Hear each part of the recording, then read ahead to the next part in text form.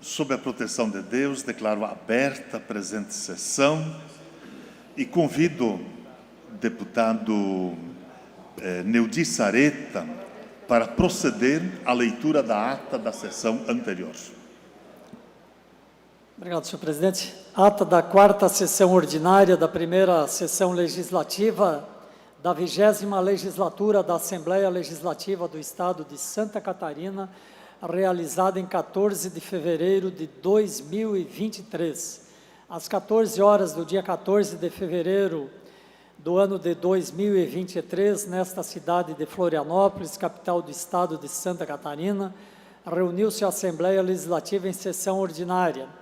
Havendo quórum regimental, o senhor presidente declarou abertos os trabalhos e convidou o senhor deputado Padre Pedro Baldiceira, segundo secretário, para proceder à leitura da ata da sessão anterior, que, em consonância com o parágrafo 1º do artigo 106 do Regimento Interno, o senhor presidente deu-a por aprovada. Expediente. O presidente comunicou que foi distribuído eletronicamente. Breves comunicações. Fizeram uso da palavra os senhores deputados repórteres Sérgio Guimarães, Sargento Lima, Fabiano da Luz, Napoleão Bernardes e Carlos Humberto.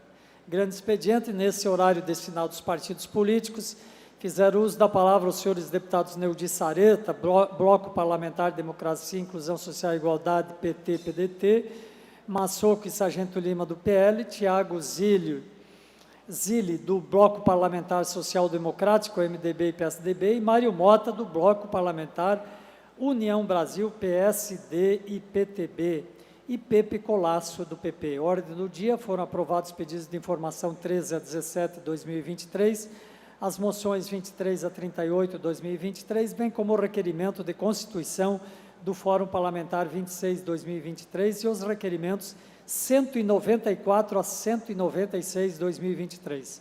Na sequência, o senhor presidente deferiu os requerimentos de frentes parlamentares 27, 28, 30 a 32 e 34, e os requerimentos 146 a 157, 159 e 160, 162 a 181, 183, 185 a 193, 197 a 207, 2023. E comunicou que encaminhará aos destinatários as indicações 17 e 28, 2023.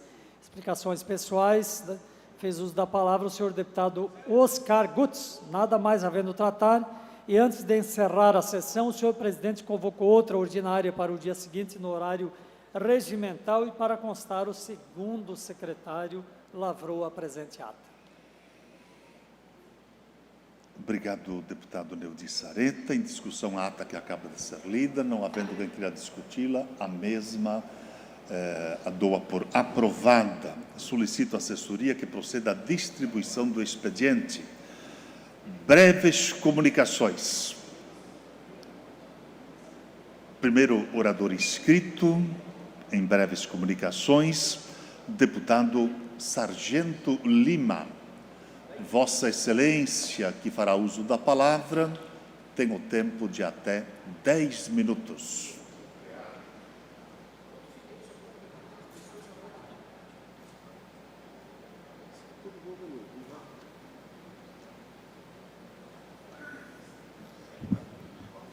Muito boa tarde, presidente. Muito boa tarde, deputados. Boa tarde a toda a mesa. Boa tarde a todos aqueles que nos acompanham pela TVAL e também aqueles que nos acompanham pelas nossas redes sociais. Senhores, eu tenho aqui em minhas mãos uma moção de apelo. A moção é uma ferramenta legislativa, qual o deputado ele se comunica com os demais poderes e com outras esferas, municipais e federais. E essa minha moção de apelo, ela é direcionada à Câmara dos Deputados Federais e ao Senado, apelando, pedindo para que eles assinem a CPMI dos fatos ocorridos no dia 8 de janeiro de 2023. É uma proposição do deputado federal André Fernandes, que muito orgulha o povo do Ceará por essa atitude dele de colocar à disposição do povo brasileiro que seja descoberta, que seja realmente investigada a verdade sobre todos os fatos que envolveram os atos acontecidos no dia 8 de janeiro de 2023. faço esse pedido e quero lembrar a cada um dos deputados que podem estar se questionando, não só os deputados da Assembleia Legislativa do Estado de Santa Catarina, mas a todos os deputados estaduais de todas as Assembleias Legislativas de todos os estados da Federação. O que eu tenho com isso? Muito tem a ver com isso. Porque, voltando ao passado, em setembro e outubro, cada um dos deputados estaduais anexou ao seu santinho, ao seu material de campanha, o número de um deputado federal. E quando entregava o material de campanha, falava: você pode confiar nesse homem. Eu duvido muito que alguém entregava o material de campanha e dizia: não confie nele, ele não vai representar a expressa vontade popular em Brasília. E a expressa vontade popular do eleitor que lhe confiou o voto, juntamente com o seu deputado estadual. Por isso, eu faço esse apelo dentro dessa Casa de Leis, para que os senhores deputados estaduais mobilizem suas bancadas para que a gente não coloque o véu da dúvida que só beneficia a quem acusa e em nada beneficia aquele que é acusado. Chega ao nosso conhecimento que muitos daqueles que estão presos em Brasília nem mesmo participaram dos atos, que tiveram ampla divulgação em toda a mídia. Muitos deles estavam no acampamento em frente ao quartel-general, muitos deles estavam em deslocamento, foram simplesmente translocados de um ônibus para o outro e ali seguiram para o cárcere sem mesmo saber o porquê estavam sendo presos. A quem interessa proibir a divulgação das imagens? A quem interessa não se elucidar fatos que aconteceram naquele dia? Porque justamente a parte que foi atingida é aquela parte que diz não para a investigação. Eu não quero nem mesmo que se levante o questionamento de que nós estamos aqui passando a mão na cabeça de quem depredou o patrimônio público. Seja ele lá na Praça dos Três Poderes ou na pracinha da cidade de você que está me assistindo agora. Isso não se faz. Nós estamos falando aqui que é necessário, sim, se levantar uma investigação no foro adequado. Aquilo foi um ato político e não existe outro foro para se investigar um ato político do que não seja uma comissão parlamentar mista de inquérito, pluripartidária, para que todos possam ajudar para que não fiquem encobertos fatos que aconteceram naquele dia e que hoje existe, sim, uma grande movimentação política para que eles sejam enterrados, esquecidos e não sejam mais investigados. Então, senhores deputados dessa Casa, deputados estaduais, senhores deputados estaduais de outras assembleias, recai, sim, sobre o ombro de cada um dos senhores a responsabilidade de movimentarem suas bancadas. Porque, ao entregar o material de campanha anexado ao seu número, o número de um deputado federal, e anexado ao número desse deputado federal de um senador, vocês os colocaram lá, não para que eles expressem a vontade própria deles, mas para que eles expressem a vontade daqueles que votaram neles. E hoje, grande parte da população brasileira exige que seja assinado essa comissão parlamentar de inquérito para investigar fatos até para toda uma população que ficaram nebulosos, sem uma explicação concreta. A quem interessa a dúvida? A nós não. Por isso que eu quero parabenizar o deputado cearense federal, André Fernandes, que fez a proposta dessa comissão parlamentar de inquérito. Quero agradecer a todos os deputados federais aqui do estado de Santa Catarina, que já assinaram. Quero agradecer a todos os deputados federais de todos os outros estados que já assinaram, aos senadores que já assinaram, porque para esses interessa a verdade. Para os outros interessam cobrir a verdade com o manto da mentira, para que seja mais um fato que não seja esmiuçado. E interessa a cada brasileiro, interessa a cada cidadão que aconteceu naquele dia. É do nosso interesse. É do nosso interesse que os culpados, sim, sejam punidos. Mas é também do nosso interesse que aqueles que não colocaram o pé na Praça dos Três Poderes não sejam punidos. que lhes não foi estendido apenas uma nota de culpa pesada. Crianças, mulheres, pessoas com comorbidades, brasileiros que estavam lá lutando por um Brasil melhor. E principalmente em Santa Catarina, não se esqueçam que 70% dos eleitores disseram sim para a verdade. E vocês vão ter que confrontá-los na rua. Então, peguem o telefone, liguem para suas bancadas, cada um do seu partido, e exija do seu deputado federal, e exija do seu senador, que ele assine a comissão parlamentar de inquérito do dia 8 de janeiro de 2023.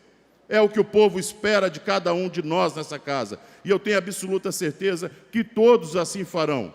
Porque aqui, em Santa Catarina, nós não queremos encobrir a verdade com o véu da mentira. Muito obrigado. Feita a manifestação, deputado Sargento Lima, ainda em breves comunicações, próximo orador inscrito sou eu, e como nós não temos, neste momento, devido à reunião que está acontecendo no gabinete do presidente, com todos os líderes, né, para vários encaminhamentos desta casa, eu gostaria de também fazer o uso da palavra na condição de presidente desta nossa sessão. Senhores deputados, deputadas, todos aqueles e aquelas que nos acompanham, eu apresentei aqui na Assembleia Legislativa um projeto de lei que ele institui a política estadual do fornecimento gratuito de medicamentos formulados de derivado vegetal à base do canabidiol e seus derivados, única e exclusivamente para fins medicinais. E, claro, este encaminhamento, ele tem a intenção clara de que seja contemplado no Sistema Único de Saúde, no SUS. E nós temos encaminhado isso depois de ouvirmos muitos pais de família, muitas mães de família e de muitos que possuem inúmeros problemas de saúde e que, por indicação médica, buscam esta essência, este medicamento para tratar de seu problema de saúde. Infelizmente, diante do custo deste medicamento ser alto e, ao mesmo tempo, também muitos deles dependem de importação, se torna inviável para qualquer paciente. E é nesse sentido que nós encaminhamos, então, essa proposta de lei a este Parlamento, para que, a fins medicinais, nós possamos contemplar derivado do vegetal canabidiol para o trato, como, por exemplo, epilepsia, Alzheimer, hipertensão, transtorno de aspecto autista, esquizofrenia, mal de Parkinson, ansiedade, distúrbios dos movimentos, dores, né? E tantos outros problemas de saúde que os médicos condicionam ou colocam como uma alternativa no atendimento aos seus problemas. Claro que essa essência vegetal ela é usada em outros países, e muito usada. Estados Unidos, países europeus, e o acesso aqui no Brasil, ele é ainda muito restrito. A maior parte dos produtos disponíveis é importada e de elevado custo, como já tenho dito, tornando-se inviável o acesso de milhares de pessoas brasileiras para o trato do seu problema de saúde. As poucas e valorosas iniciativas de produção nacional são ligadas à universidade e à pesquisa. Ainda são muito incipientes. Diante disto, que propomos, então, esta alternativa, o projeto começará a tramitar e nós já temos alguns estados que já têm lei, São Paulo tem lei, Paraná tem lei, e nós queremos que Santa Catarina também se destaque nesse cenário nacional. E o fato do canabidiol ser extraído de uma planta que também é utilizada muitas e muitas vezes de forma equivocada, gera inúmeros preconceitos. E nós temos que nos livrar dos preconceitos. A vida do ser humano, da pessoa, ela vai muito além do preconceito que ele é formado e criado por setores da sociedade. Ele tem estudos, a ciência diz que pode ser usado. Temos experiências exitosas nesse sentido. E, portanto, o preconceito não pode se sobrepor à solução de problemas de saúde da nossa população. Nós temos que ser maior que o preconceito.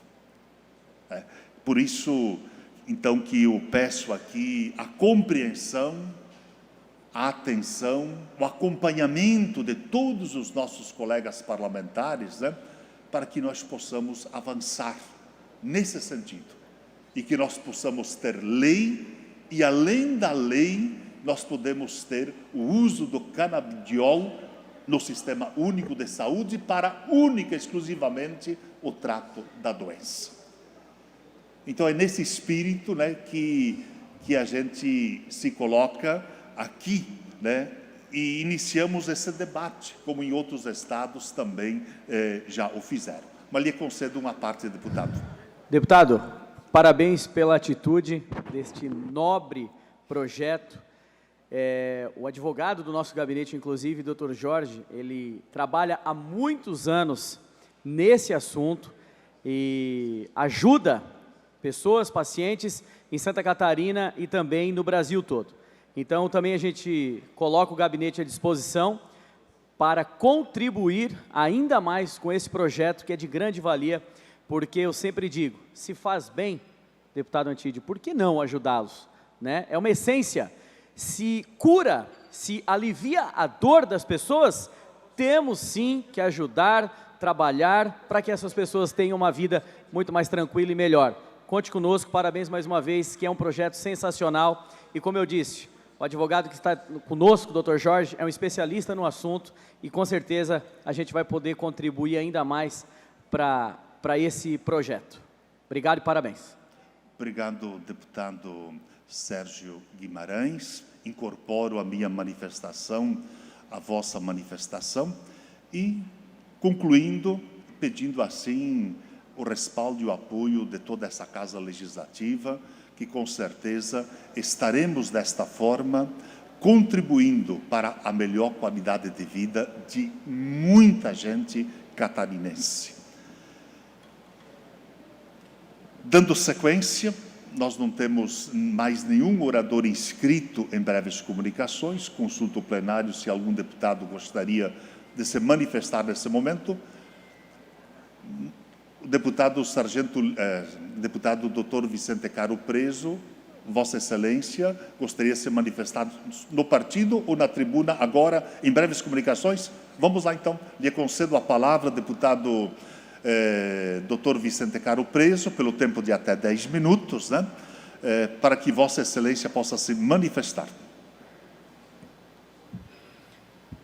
Boa tarde, presidente. Boa tarde, meus amigos parlamentares, as pessoas que nos ouvem nos canais da Assembleia.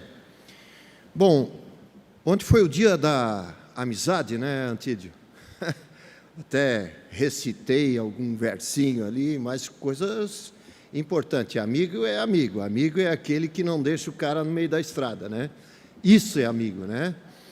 Esse é um dito importante, quem foi do Exército sabe, né? A gente nunca deixa companheiro na estrada. O cara que é abatido, a gente vai lá, dá a vida por ele. É assim a amizade, né? Mas hoje é um dia também importante, e às vezes a gente faz leis e a gente nem se preocupa em lembrar da lei que a gente fez. Mas existem datas importantes que alguém fez, eu não sei quem fez essa, que é o Dia Internacional de Luta contra o Câncer Infantil.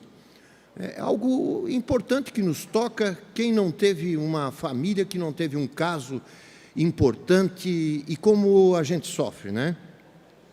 É a maior causa de mortes entre crianças e jovens de 0 a 19 anos no Brasil, câncer infantil.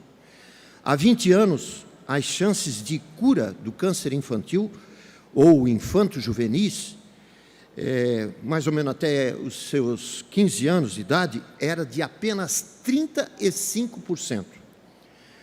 Com a ciência evoluindo, com os protocolos cada vez mais precisos, com drogas que foram desenvolvidas pela ciência, hoje a sobrevida atinge 85%, ou seja, de 35% foi para 85%. Antes, quando achávamos um diagnóstico desse, pronto, né? Acabou e tal, era difícil. Né? Isso é fruto do trabalho sério de profissionais envolvidos, da pujança do hospital também aqui em Santa Catarina, do Hospital Infantil Joana de Guzmão.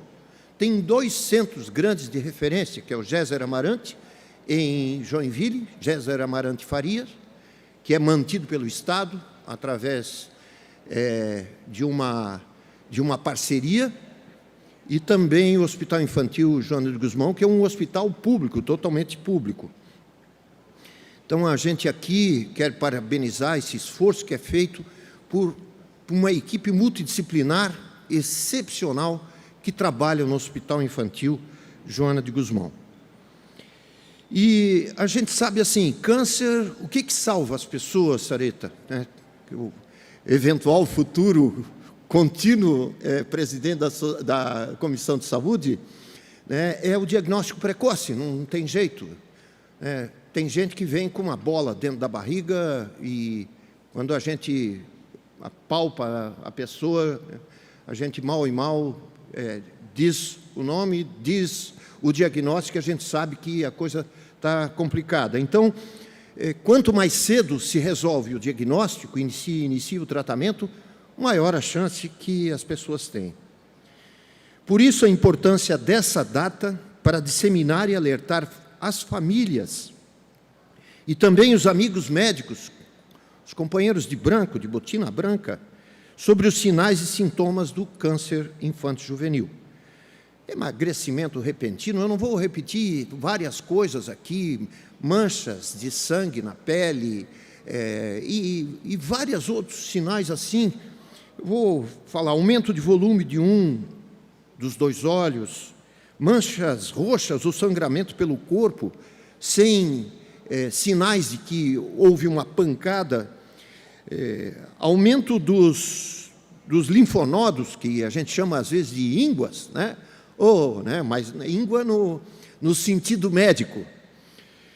Criança muito tempo deitada, cansaço excessivo, tudo isso é importante para que se estabeleça um diagnóstico quanto antes mais precoce. Atualmente temos 200 pacientes com idade até 15 anos em tratamento no estado, sendo que o mais comum de câncer é a leucemia. Leucemia é uma doença muito perigosa. Nossa missão aqui no Parlamento é brigar por recursos no orçamento para a saúde, para que todos possam ter acesso a tratamento e diagnóstico precoces. Que as cirurgias aconteçam rapidamente. Esse também é um ponto aqui que merece um destaque por nós. Conforme dados do registro hospitalar do Hospital Infantil, entre a primeira consulta com o oncologista e o início do tratamento, o tempo variou entre 2 e 17 dias, ou seja, é muito bom, houve um avanço muito grande nos últimos anos. Um dado, portanto, excelente diante da lei federal, que determina que o tratamento inicie no máximo em 60 dias. Felizmente, esse Parlamento está unido, todos nós, para enfrentar uma outra pandemia instalada em Santa Catarina, que é a fila por cirurgias eletivas e exames. São mais de 230 mil pessoas esperando ou por cirurgias ou por exames de alta complexidade. Aproveito aqui para enaltecer a iniciativa do ex-presidente Sopelsa e ter repassado para o Estado mais de 12 milhões de reais, assim como outros poderes também o fizeram. TSE, Tribunal de Justiça, Ministério Público, todos se irmanaram para também serem uma fonte de financiamento dessas cirurgias. Aqui eu quero aproveitar, as senhoras e senhores deputados, a data para lembrar de uma pessoa muito importante na questão do acesso ao tratamento do câncer infantil aqui do nosso Estado, e que partiu para o plano espiritual em janeiro desse ano. Eu estou falando da dona Maria Gertrudes da Luz Gomes, a dona GG, a vovó Gertrudes, que a gente já falou várias vezes aqui, mereceu prêmios, e que deu praticamente a vida inteira pela Associação de Voluntários do Hospital Infantil Joana de Guzmão, a AVOS.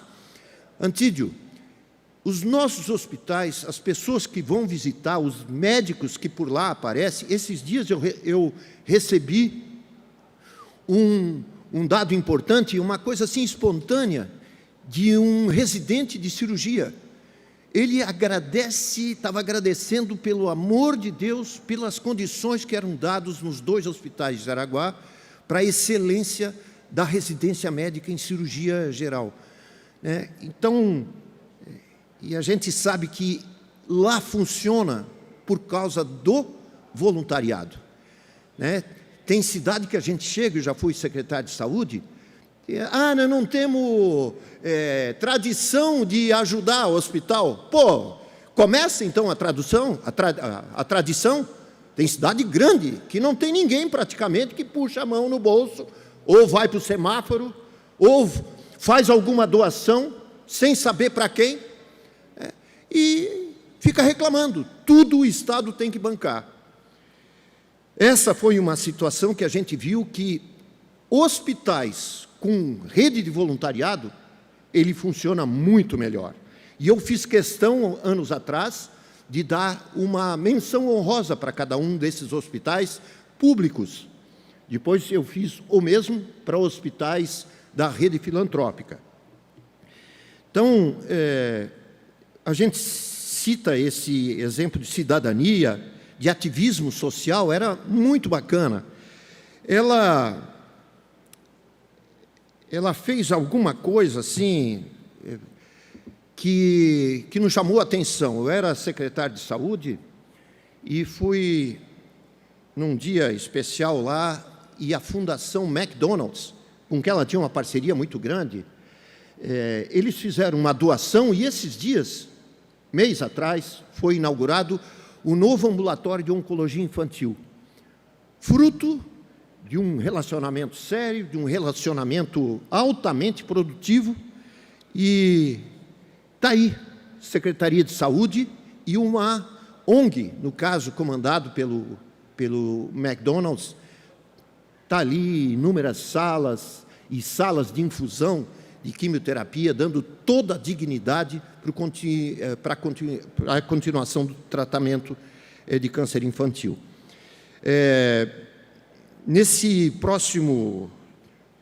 nos próximos dias haverá uma nova eleição da presidência da AVUS, né? E a gente espera que a próxima diretoria seja tão eficaz e bondosa e lutadora, né, como foi a turma da Dona GG. Tem gente que sabe o que eu estou falando de coração e também como um cidadão catarinense. Agradeço a Dona GG e agradeço a minha vida política por ter conhecido uma pessoa tão fora de série.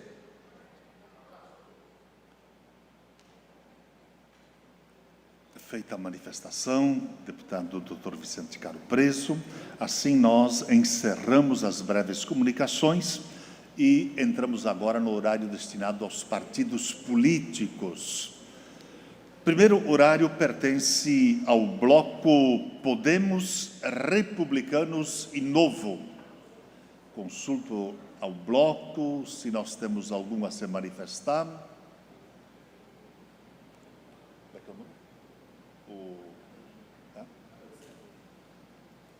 Deputado Mateus, Vossa Excelência tem o tempo de até 7 minutos. Muito obrigado, boa tarde a todos.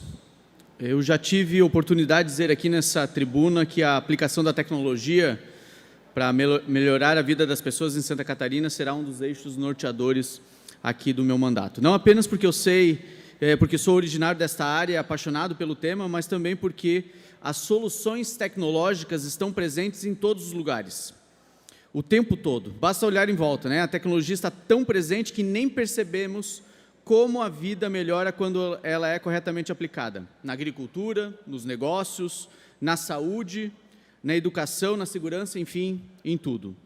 Mas sabemos também que, infelizmente, como ocorre em tantas outras coisas boas, a tecnologia pode e é também utilizada de forma equivocada. Todos nós aqui no plenário, certamente na casa de cada um dos catarinenses que nos assistem, já sofremos tentativas de golpes pela internet, das mais variadas formas e com diferentes estratégias, sempre colocando em risco o patrimônio da vida das vítimas e algumas vezes colocando em risco a vida das próprias pessoas atingidas. Trago aqui alguns dados impressionantes para os senhores e senhoras. As denúncias de golpes virtuais cresceram 480% em 2022, aqui em Santa Catarina, segundo o próprio PROCON, e a maior parte das vítimas ainda, de acordo com o PROCON, são pessoas de mais idade, que chegam a perder dezenas de milhares de reais em um único golpe. E nós estamos falando aí de golpes de WhatsApp, cartão clonado, sextortion, stalking, né, as pessoas que são seguidas, enfim. Durante a pandemia, com a redução de circulação das pessoas, a maior parte dos índices de criminalidade caiu, o que é uma boa notícia. Mas os crimes virtuais tiveram um salto com um aumento de 102% comparado aos números de 2020 e 2021. Foram registrados, pasmem, mais de 87 mil ocorrências em 2021 e mais de 49 mil estelionatos, de acordo com dados do Colegiado de Segurança Pública de Santa Catarina. Esses números, infelizmente, não baixaram com o término das restrições de circulação, mostrando que os crimes virtuais e cibernéticos vieram para ficar. Em Joinville, minha terra natal, o aumento dos crimes virtuais é da ordem de cerca de 250% em comparação ao ano anterior. Aproximadamente 60% das ocorrências realizadas foram fora das delegacias especializadas, como a de homicídios e a de crimes contra a mulher e crianças, onde também são registrados os crimes virtuais. Esses números e mais outros que não cito, para não tomar demais o tempo aqui dos parlamentares, são extremamente preocupantes. São dezenas de milhares de catarinenses lesados diariamente por golpistas inescrupulosos e o Estado, a quem cabe garantir a segurança dos cidadãos, precisa responder de forma rápida a esta situação. Esses crimes são crimes cometidos na velocidade da internet. Precisamos de uma polícia que seja tão ágil ou até mais ágil que os golpistas, a fim de que eles sejam identificados e severamente punidos. E por isso, colegas, deputados e deputadas, informo que protocolamos uma indicação ao governador do Estado, Jorginho Melo, para a criação de uma delegacia especializada de investigação e repressão de crimes cibernéticos a ser instalada na cidade de Joinville, a cidade mais populosa do estado. Espero sinceramente que o senhor governador perceba a urgência dessa necessidade e que entenda que esta é uma medida que certamente trará mais segurança aos cidadãos do nosso estado.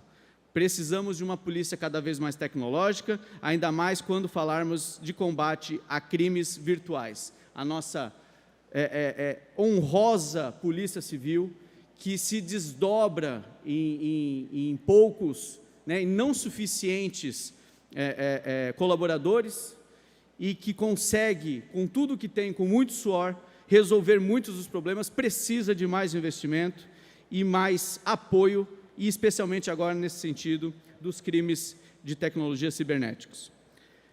Nós precisamos continuar sendo referência nacional em segurança no Brasil e contamos com o apoio dos senhores deputados e deputadas para esse pleito e com a sensibilidade, principalmente do nosso governador Jorginho Melo. Por favor, delegado Egídio. Obrigado, deputado Matheus. Concede uma parte rápida. Por favor. Primeiro, parabenizar o nobre deputado pela iniciativa, é muito importante realmente. E eu gostaria de frisar a todos que, na verdade, o criminoso ele não parou de cometer crimes, né? Muito pelo contrário, o criminoso migrou. Então, diminuíram o furto, diminuíram os índices, né, criminais de furto e roubo, mas realmente o índice dos crimes praticados por meio eletrônico aumentou muito no Brasil como um todo e no nosso estado. E aí, por isso, a importância dessa iniciativa. Parabéns, deputado, a gente está à disposição também. E se mantém como uma estrutura que pode e deve atender o restante do estado também. A solicitação é por conta da demanda, do tamanho do crescimento da demanda na região de Joinville. Vou aproveitar esse meu minutinho aí para também informar que nós fizemos um pedido de informação sobre a distribuição dos recursos angariados pela concessionária Artéries, na distribuição aí proporcional, baseado nos seus pontos de coleta de pedágio, né? Porque não é possível que nós estejamos aí há 10 anos aguardando o resultado, que são sempre postergados e nos deixando a dúvida de quando realmente serão entregues. Para vocês verem o absurdo que seria isso, seria o mesmo que eu propor que todos nós parcelássemos em 10 anos os nossos pedágios. Toda vez que a gente passa no pedágio, vou lá parcelar 10 vezes, em 10 anos. Né? Esse é o absurdo da falta de retorno, de transparência nesse sentido, dos investimentos que nós estamos deixando de receber e, por consequência disso, atrapalhando a economia e a vida do cidadão catarinense. Então, eu agradeço a oportunidade. Obrigado. Feita a manifestação, deputado Matheus Cadorim. Na sequência, o horário pertence ao PP, nós não temos nenhum orador inscrito, da mesma forma o PSOL. O Partido Liberal, PL, deputado Ivan Nats, Vossa Excelência, que falará em nome do PL, tem um tempo de até 16 minutos.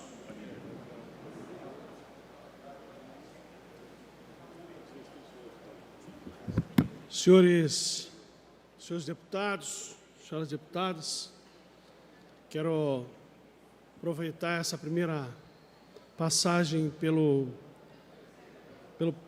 púlpito da Assembleia Legislativa para me colocar à disposição de todos os deputados, todas as deputadas, para que possamos dialogar, conversar, aproveitar a experiência dos mais antigos, como o deputado Sareta, o deputado Padre Pedro, que são sempre nossos conselheiros aqui na casa, aproveitar a experiência dos deputados que chegaram comigo, como o deputado Mota, outros deputados que passaram por aqui e na legislatura passada e que certamente nos carregaram de muita ajuda, muita compreensão, muito diálogo, muito compromisso com Santa Catarina, que foi de fato o que nos permitiu voltar a esse parlamento. Quero parabenizar o deputado Massoco pela indicação da liderança do governo. Não é uma tarefa fácil, é uma tarefa complexa, difícil, mas que só certamente pela experiência, pela capacidade, pelo envolvimento político que Vossa Excelência tem, certamente vai exercer essa tarefa com muita tranquilidade, com muita maestria. Não tenho dúvidas que o governo está em boas mãos. Fico muito feliz que o governador Jorginho tenha escolhido dentre todos os nossos partidos, alguém com a nossa sigla para o representar aqui no parlamento. Já disse isso para Vossa Excelência, quero me colocar à disposição não só do meu partido, mas também do mandato do líder do governo para ajudar a construir os consensos, as conversas e o diálogo aqui nessa casa. Então, parabéns a Vossa Excelência, conta comigo. E agradecer, evidentemente, a todos os meus eleitores.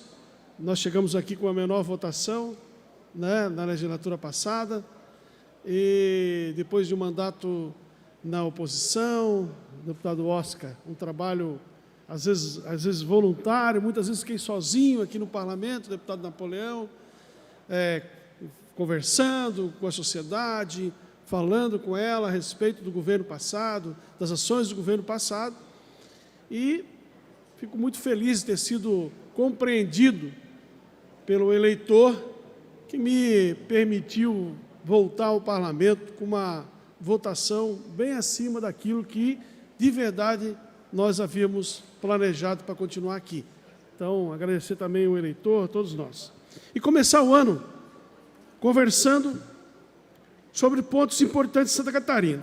Senhores deputados, no ano passado, nós autorizamos o governo do Estado a pagar ou fazer convênios com obras de interesse da União, ou seja, de responsabilidade da União aqui em Santa Catarina. Nós aprovamos aqui uma lei estadual que autorizou o governo do Estado a depositar algo em torno de 460 milhões nas rodovias federais.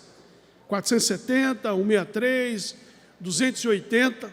A Assembleia ela fez essa autorização para que o governo do Estado pudesse colocar os aportes e fazer com que as obras dessas rodovias estruturantes pudessem acontecer. E, de fato, aconteceram. Não se sabe exatamente quanto foi pago, quanto o governo do Estado colocou, quanto convênio foi estabelecido, a data do pagamento para quem pagou até agora. Então, eu queria pedir para botar na tela, por favor, o pedido de informação, até para que a sociedade catarinense possa acompanhar. Não, o outro. Esse daí, está pequeno assim? Bom, eu esperava que fosse um pouco maior, para que os deputados pudessem... Isso. Para que os deputados pudessem acompanhar, nós estamos apresentando um pedido de informação ao governo do Estado, ou seja, a Secretaria de Infraestrutura, que, aliás, quero parabenizar aqui o deputado Gerry Comper, que assume, né, a Secretaria de Infraestrutura, desejar a ele muita sorte, porque competência ele tem de sobra. Foi uma boa escolha, deputado Napoleão, para a nossa região do Vale do Itajaí, deputado Gerry. Então, a informação, nós precisamos saber primeiro quanto foi pago, quanto foi repassado para a União, para as obras a 470, 163, 280, qual o valor até agora investido. Precisamos saber quais os convênios que foram estabelecidos com esses valores,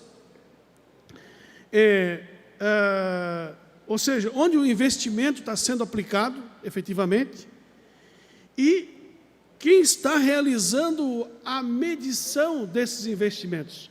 Quem está acompanhando isso? É o DENIT, é o Governo do Estado, é a Secretaria de Infraestrutura. Quem acompanha esse aporte de quase 500 milhões de reais em obras estruturantes de competência da União, deputado Oscar? Quem está acompanhando isso? Quem é que faz essa fiscalização, esse controle? Onde é que está esse dinheiro? Quanto já foi pago? E nós precisamos também desses dados para poder acompanhar uma nota informativa do Senado Federal. Eu queria mostrar para Vossas Excelências a nota 144 do Governo Federal de 2023, podia colocar na tela, por favor, que autoriza o governo do Estado a abater da dívida com a União esses valores que foram repassados para essas obras, só que a partir de 2 de janeiro desse ano. 2 de janeiro desse ano. Então, pela Instrução Normativa 144 do Senado Federal, a a lei aprovada em novembro do ano passado, vetada pelo presidente Bolsonaro, mas o veto derrubado pelo Congresso Nacional, permite aos estados descontar da dívida com a União os valores que repassar para obras de competência da União. Então está pacificado agora. Mas nós precisamos saber quando isso efetivamente entrava em vigor. Então aprovaram a lei, o Estado pode fazer investimentos em obras estruturantes de competência do governo federal e pode abater o valor que investir em dívidas que tem com a União, a partir de agora. Mas não se sabia efetivamente desde quando, se poderia retroagir, ir para frente e para trás, e a instrução normativa do Senado estabeleceu que os pagamentos feitos até 7 de janeiro não pode mais abater da dívida. E os que foram feitos depois de 7 de janeiro poderão ser abatidos da dívida da União. E nos preocupa bastante a situação, porque a informação que nós temos é de que parte das obras que o governo do Estado estaria financiando para a duplicação da 470 e nas outras obras federais estavam paradas por falta de pagamento. Então, muitas obras, deputado Nunes, estão paradas nas nossas rodovias, a 280, lá de Vossa Excelência, a 470 em Blumenau, a 282 lá do oeste, a 163 do oeste do Estado. Essas rodovias estão paradas porque não houve repasse do pagamento do convênio. Então, é um emaranhado de gato que legalmente nós já compreendemos como funciona, que, resumindo, pode abater da dívida da União o que foi pago depois do dia 7. Mas nós não sabemos quanto foi pago, para quem foi pago, onde foi aplicado o dinheiro. Então, esse pedido de informação vem nesse sentido.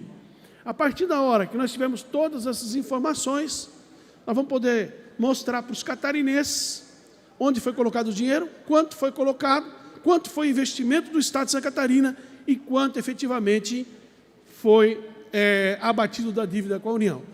E, em resumo de tudo isso, é que uma boa notícia se instalou através dessa instrução normativa do Senado Federal, de que sempre que o Estado tiver um dinheirinho sobrando, presidente, sempre que o Estado tiver um dinheirinho sobrando, vai poder colocar em obras federais, abatendo da dívida que o Estado tem com a União. Então, vamos ficar acompanhando, peço o apoio de Vossa Excelência, para a gente compreender de verdade o que aconteceu, o que se passou e não perder recursos estaduais, não deixar que os recursos estaduais se esvaziem, nessa falta de clareza dos investimentos que o Estado de Santa Catarina fez em obras da União aqui em Santa Catarina. Muito obrigado, senhores deputados. Feita a manifestação, deputado Ivan Nats. Na sequência, o horário dos partidos políticos pertence ao Bloco Social Democrático, MDB e PSDB. Nós tínhamos o deputado Dr. Vicente Caro Preso, que já ocupou a palavra também, o próximo bloco, União, PSD e PTB. Consulto o bloco, se alguém gostaria de fazer a manifestação, também não temos oradores inscritos. E, por último, o Bloco Democrático, Inclusão Social e Igualdade, PT e PDT. Deputado Neudi Sareta, Vossa Excelência, que fará uso da palavra em nome do bloco, tem o tempo de até 7 minutos. Senhor presidente, senhores deputados, senhoras deputadas, estimados catarinenses que acompanham esta sessão, lamentavelmente, mais uma vez, o oeste de Santa Catarina sofre com estiagem. Talvez eu, iniciando essa fala dessa forma, possa surpreender algumas pessoas mais aqui do litoral, porque aqui no litoral nós tivemos problemas de excesso de chuvas, muitos prejuízos nas cidades. Ontem mesmo a prefeita de Angelina estava ali conversando conosco também sobre os prejuízos do município. Então, esses municípios aqui precisam também de apoio em relação ao excesso de chuva, mas o oeste de Santa Catarina, infelizmente, mais uma vez, sofre com estiagens. Alguns municípios, inclusive, estão decretando situação de emergência devido à escassez de água e, inclusive, em muitos casos, tendo que transportar água, especialmente para abastecer propriedades rurais e também, em alguns casos, na área urbana. Infelizmente, é uma condição que tem se repetido ano após ano, afetando, então, famílias, tanto do interior quanto das cidades, prejudicando, inclusive, agroindústrias e toda a chamada cadeia produtiva da região. Quero, inclusive, fazer uma citação especial aqui em relação à Concórdia, que está sendo necessidade de distribuir água com caminhão-pipa para propriedades rurais, a própria agroindústria providenciando transporte de água. E outro município ali que decretou situação de emergência também, o município de Ceará. 2 municípios que têm grande produção agroindustrial. E nós sempre dissemos, como não é possível fazer chover, e o governo não pode intervir nisso, mas ele pode intervir e auxiliar para disponibilizar ações, recursos, mecanismos para os municípios enfrentar esta estiagem, inclusive em relação a caminhões-pipa, para disponibilização, para distribuição de água potável, que agiliza isso, e outros mecanismos, inclusive de prevenção para as estiagens futuras, porque, como já disse em outras ocasiões, esta não é a primeira, infelizmente, nem será a última estiagem. Então, deixamos registrado essa nossa preocupação e o pedido, deputado Cadorim, que o governo procure ver mecanismos de auxiliar esses municípios. Outra questão que quero trazer a esse debate é a implantação da nota fiscal eletrônica para os produtores rurais. O Conselho Nacional de Política Fazendária, o CONFAS, determinou que, a partir de 1º de julho de 2023, o uso da nota fiscal de produtor eletrônica, a NFPE, seja obrigatória em todo o Brasil. Até essa data, os municípios podem ceder bloco de notas fiscais aos produtores, mas, após o prazo, deverá ser usado apenas o sistema eletrônico para a comercialização dos produtos agropecuários. Claro que esse é um avanço importante, mas a pergunta que fica, será que esse sistema chega de forma eficiente para os agricultores? Chega de forma que, de fato, eles possam utilizá-lo? Essa questão da nota eletrônica, na verdade, tem tirado o sono dos agricultores. Inclusive, muitos nos fizeram contato relatando, deputado Cadorim, essa preocupação. Não somos contrários à implantação, mas o problema é que no interior não tem internet. Quase 70%, e olha, eu vou repetir esse dado, quase 70% dos agricultores não têm cobertura de internet através de operadoras.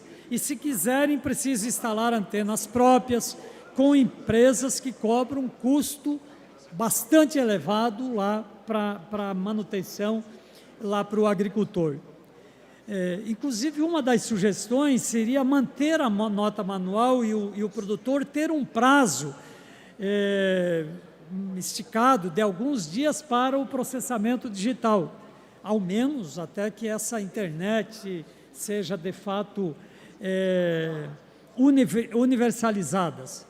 O Estado também precisa agilizar a implantação da rede trifásica para acabar de vez com as constantes quedas de energia, que envolve um problema geral, especialmente no meio rural, mas que também impactará aqui nessa questão da nota fiscal eletrônica, porque, se não tiver energia, também não vai ter como emitir essa nota fiscal eletrônica. Eu talvez, falando no genérico, assim, pareça uma questão simples, mas imagine os senhores, o produtor, carregando uma carga, deputado Antínio, de frango ou de suínos, e lá não está a internet no ar, tem luz, ele não consegue emitir a nota eletrônica e os suínos estão carregados na carroceria do caminhão. E aí o motorista vai sair sem a nota? Não pode. Vai descarregar os suínos? Vai deixar correndo o risco de perder? Então, veja, nós estamos tratando aqui de uma questão séria. Ora, hoje todo mundo tem internet. Não é todo mundo, o agricultor não tem ainda. Tem que universalizar, mas nesse momento, obrigar a nota eletrônica ao agricultor, na prática, não tem operacionalização. Essa é a minha preocupação, por isso é importante que o Estado veja alternativas, estenda esse prazo e pressione também as operadoras de telefonia para que o sinal de internet seja implantado onde não há cobertura, melhorando o sinal onde dá. Nós queremos melhorar a vida do produtor, do agricultor, fazer com que eles comercializem seus produtos agrícolas com mais rapidez, mas para isso é preciso estrutura. Então eu trago aqui, tenho ouvido alguns relatos, podia até trazer o áudio aqui, de alguns agricultores que manifestam essa extrema preocupação. Nada contra progresso, daqui a pouco tudo vai ser eletrônico, mas chegar, deputado Zilli, lá agora, no interior, no agricultor, que a partir de agora, ou de junho, é só nota fiscal eletrônica, não tem condições. Mais um minuto, deputado, para...